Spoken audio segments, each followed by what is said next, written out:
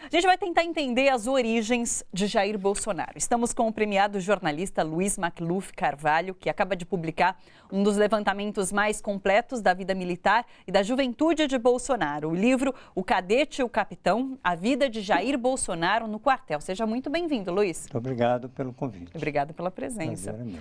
O Macluf teve acesso a mais de 700 páginas e o áudio do julgamento de Jair Bolsonaro no Superior Tribunal Militar, no processo em que o capitão era acusado de terrorismo.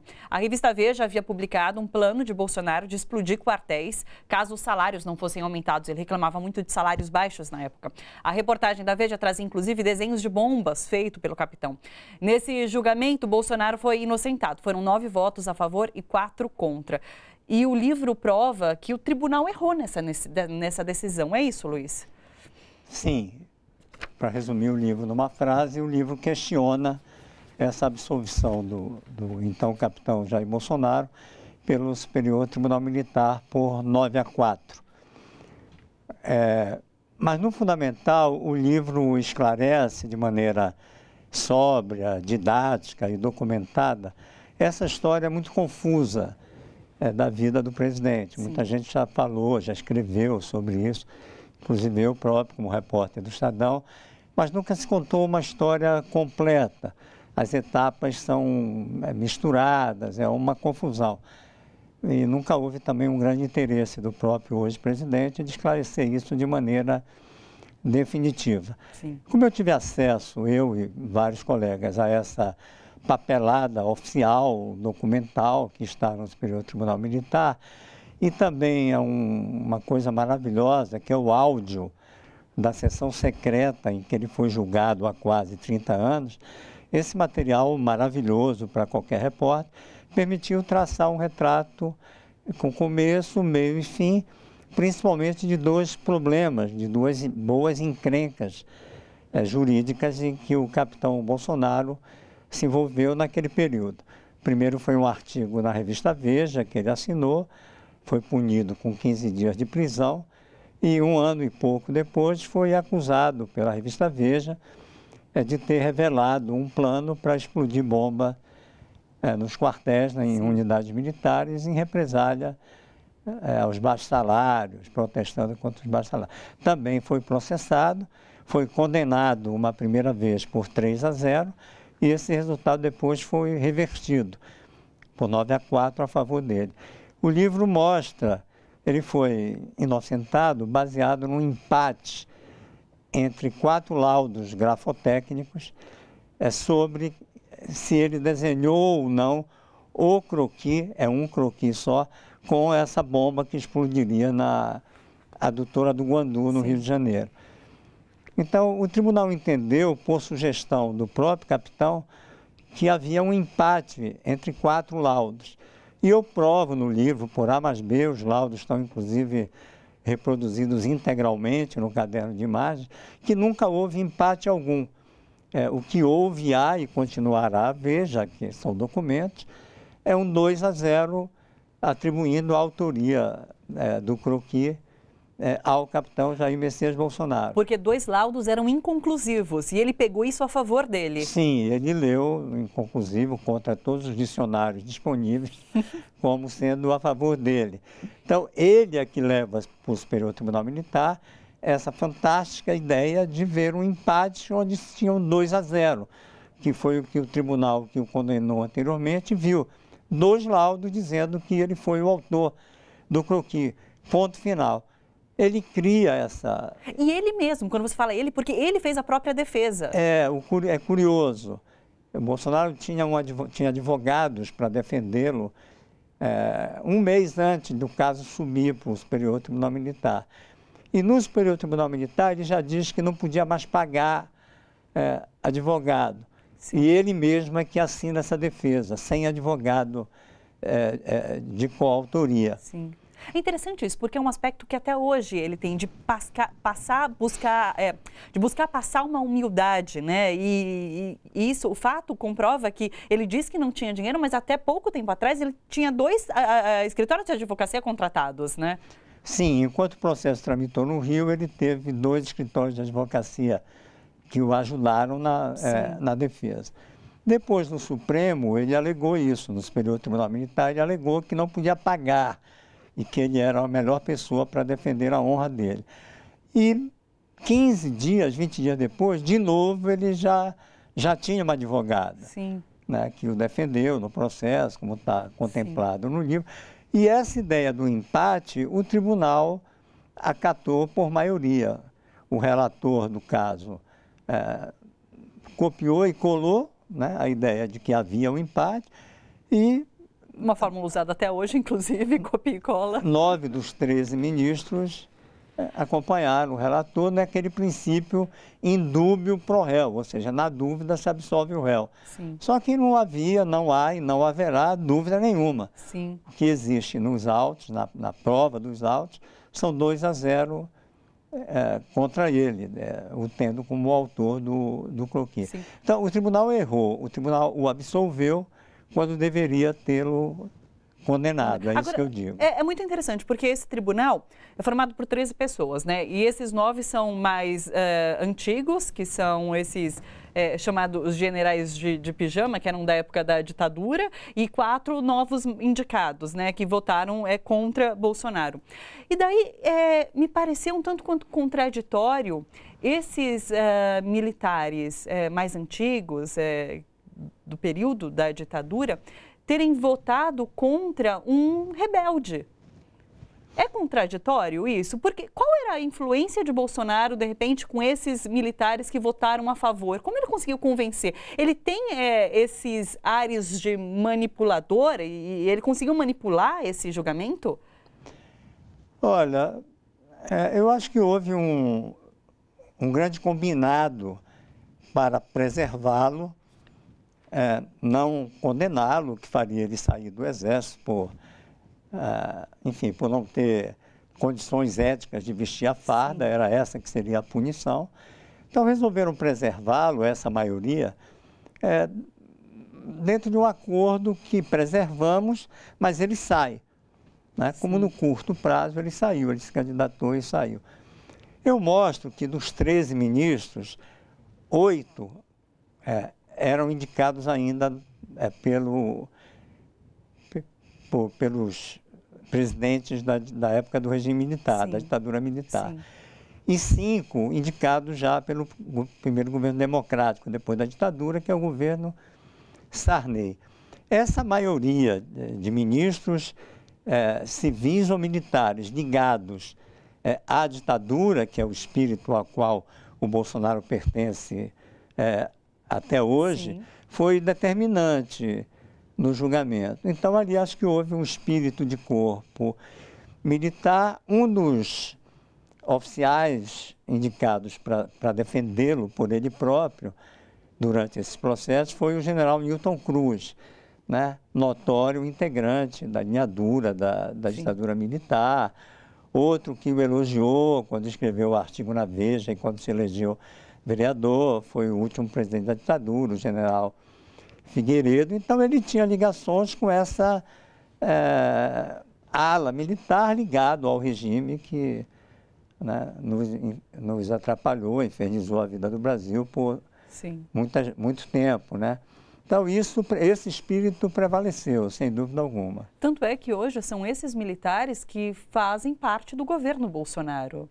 É essa ala dos militares mais antigos, defensores do regime militar.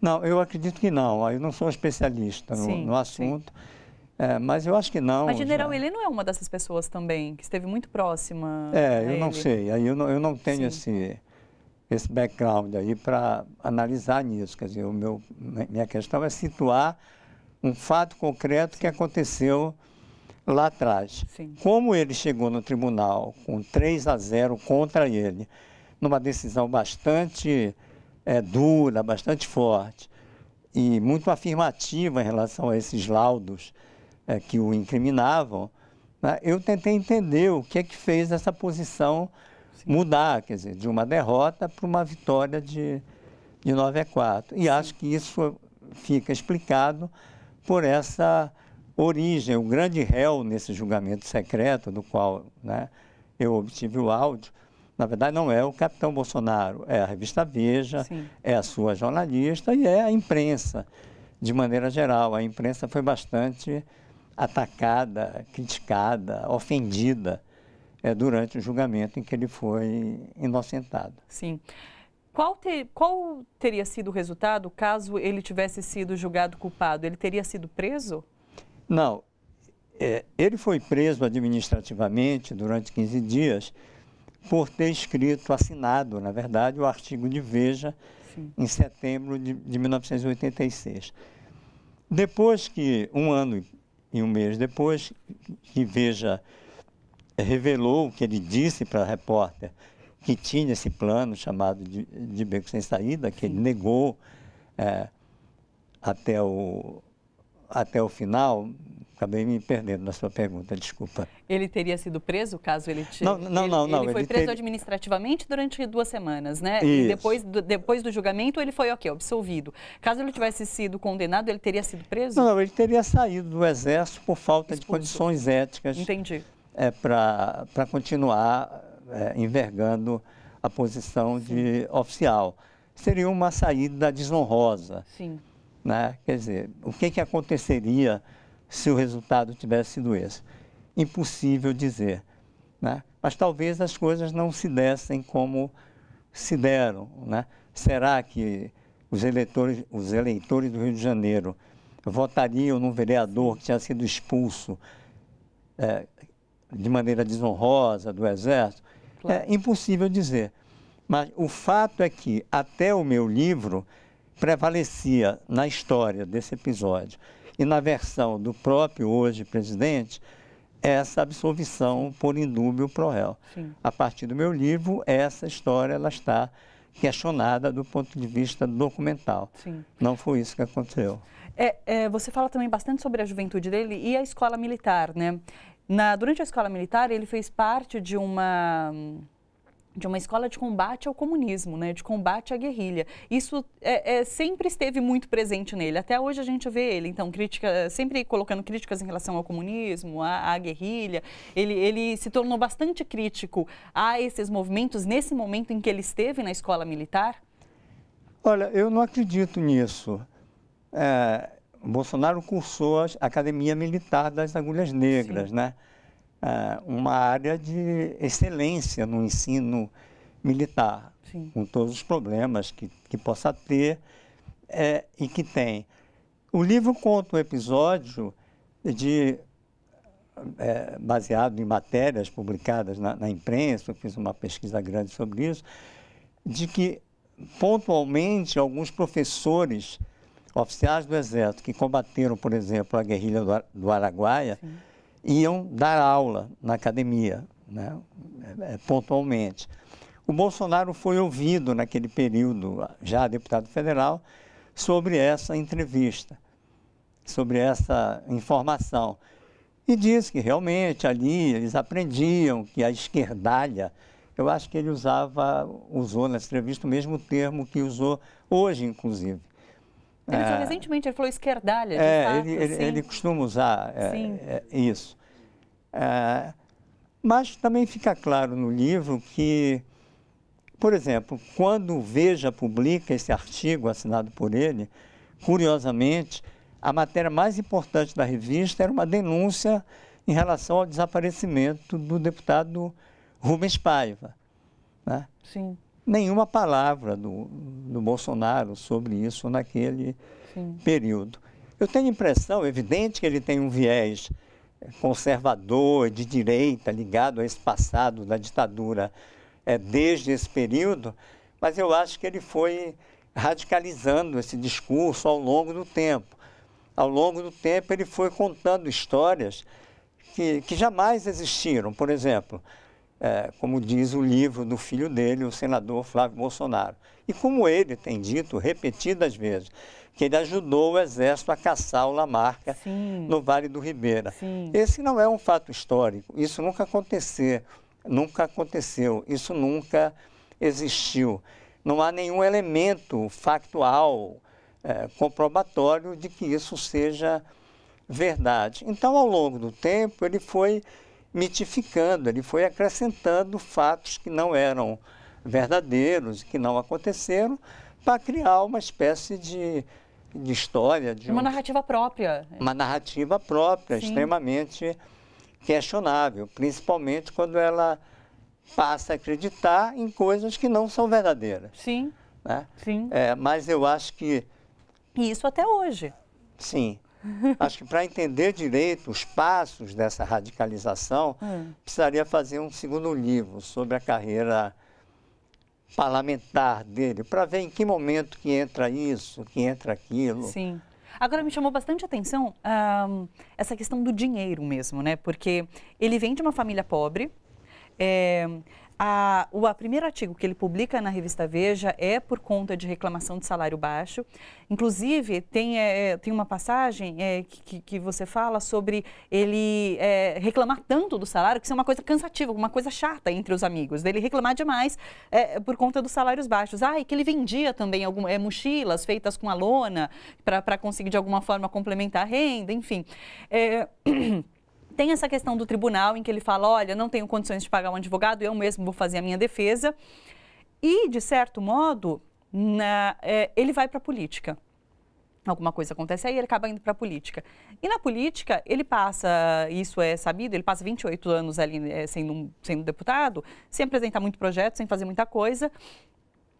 Os filhos dele já têm dados de acumulação de riqueza durante pouco tempo, mas enfim, tem muita questão ligada ao financeiro, à ascensão financeira. Então, a gente não dá para dizer até que ponto esse partir para a política tem ligação com o financeiro, com vou tentar ganhar mais dinheiro, já que a carreira militar não está me dando dinheiro? Olha, não sei, eu evito fazer... ilações, Sim. O meu livro tem poucos adjetivos, eu sou muito factual, muito em cima dos documentos e dos fatos. O que o livro mostra nesse período é que o militar Jair Messias Bolsonaro queria ter um soldo melhor, que é uma reivindicação perfeitamente normal, queria melhorar de vida, reclamava muito dos baixos salários, e usava de certos expedientes para aumentar a sua renda. Um deles, que ele próprio conta, e um oficial superior a ele também conta, era esse que você citou, bem lembrado, de mandar confeccionar bolsas com material de paraquedas usado. Ele era paraquedista.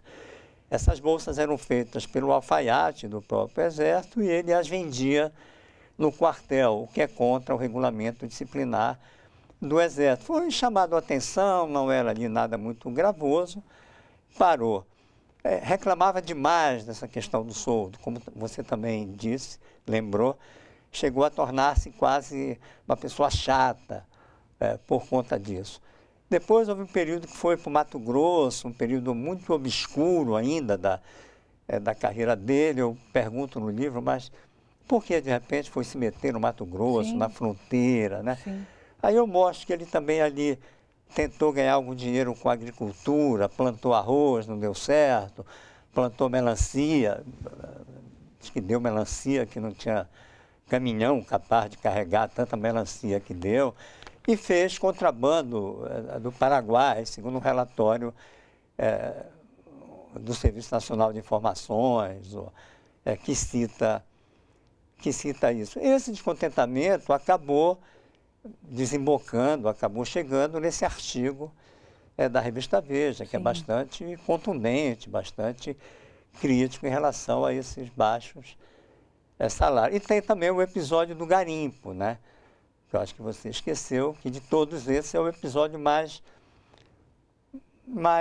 significativo durante a papelada que eu analisei, né, durante esse período da história. Em 1983, ele tirou uns dias de férias e foi com os amigos militares a uma cidadezinha do interior da Bahia chamada Saúde. E lá garimparam e tudo. Não conseguiram nada. Mas o comandante dele, na época, considerou isso... até ninguém entende muito por quê, porque o garimpo é uma atividade legal, né? Temos milhares de garimpeiros hoje no Brasil. O pai dele tinha sido garimpeiro, mas o comandante, eu não vou entrar no mérito aqui, considerou isso que um ato de ambição excessiva, né? E registrou isso por escrito na ficha do Bolsonaro. 5 anos depois disso, quando ele foi processado por conta da ameaça de bombas, esse oficial do Exército, o coronel Pellegrino, foi localizado. Na época ele servia na Embaixada Brasileira da Colômbia e ele foi interrogado pelo embaixador. Perguntou: olha, o senhor, em 1983, considerou errada essa coisa do garimpo? Sim, considerei errada. E o senhor quer dizer mais alguma coisa? Eu disse: sim, quero. Aí ele fez uma série de críticas bastante pesadas ao comportamento do Bolsonaro como oficial e repetiu essas críticas morais em relação a ter ido ao garimpo, mostrando essa faceta de ambição, coisa do gênero. Interessantíssimo. Quero agradecer muito sua presença aqui, Luiz. Foi muito interessante. Quem quiser ler o livro, é só procurar pelo do cadete ao capitão. Procura para conhecer melhor a história de Jair Bolsonaro, quem é essa figura Jair Bolsonaro, quem é o tipo Jair Bolsonaro. Agradeço demais. Eu é que agradeço. Parabéns pelo trabalho. Pelo convite. Muito obrigada, Luiz. Olha só, você que curte a TVT e quer contribuir com a gente para que a nossa programação chegue cada vez mais longe, se inscreva no nosso canal do YouTube /RedeTVT e torne-se membro. Ou então faça a sua contribuição em nosso Catarse. É só acessar catarse.me/TVT. A gente agradece.